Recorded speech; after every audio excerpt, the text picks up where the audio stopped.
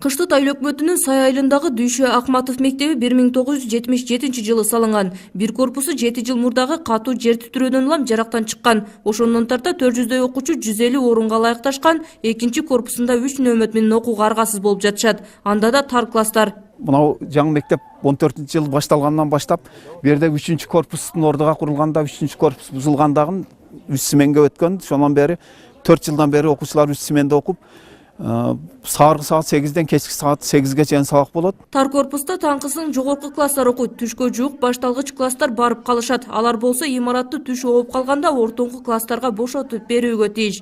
Ошондо 3-чү нөөмөттө окугандар күгүм кирип калганда сабактан чыгышат. Мектептен 5-6 чакырым алыс болгон үйлөргө караңгы түшкөндө барышат. Үйдөн баягы саат 7-лер чамасында чыгууга туура келет. Себеби дегенде мектеп өтө эле алыс болгондуктан ошол убакта чыгууга туура келет. Коркунуч болот. Себеби дегенде биз баягы тоолуу аймакка жакын болгондуктан жана айыл жергесинде болгондуктан баягы карышкыр дегендер дагы кездешет. Адырлар менен мынтип чыгасың. Кышта түгеле кыйын. Азыркы мезгилде ham кыйын. Улагерчилик. Азыр биздин мектепте 3 смен окуп ататтар балдар. 3 смен.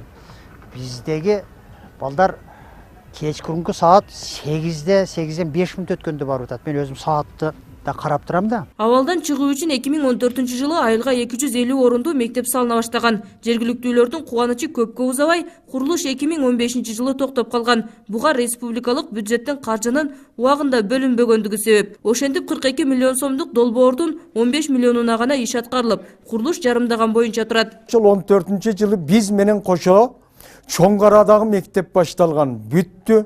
Ошол жылы Карабулактагы мектеп башталган. 325 орунду болсо керек. Бул дагы бүтүп пайдаланууга берилди.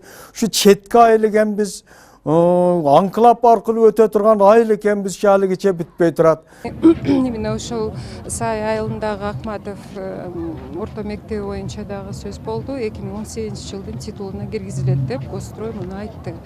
Жыл сайын 10 мындай мектептер курулуп атат да, жагын мектептер. Дүйшө Акматов мектеби менен биргеликте курулушу 70%дан жогорулаган билим берүү мекемелеринин баары быйыл бүткөрүлүп, пайдаланууга берилерин министр кошумчалады. Мындай мектептер учурда Баткен облусунда 12-ни түзөт. Фируза Аскарбек кызы, Жыргалап Дижалил уулу, Ынтымак, Баткен облусу.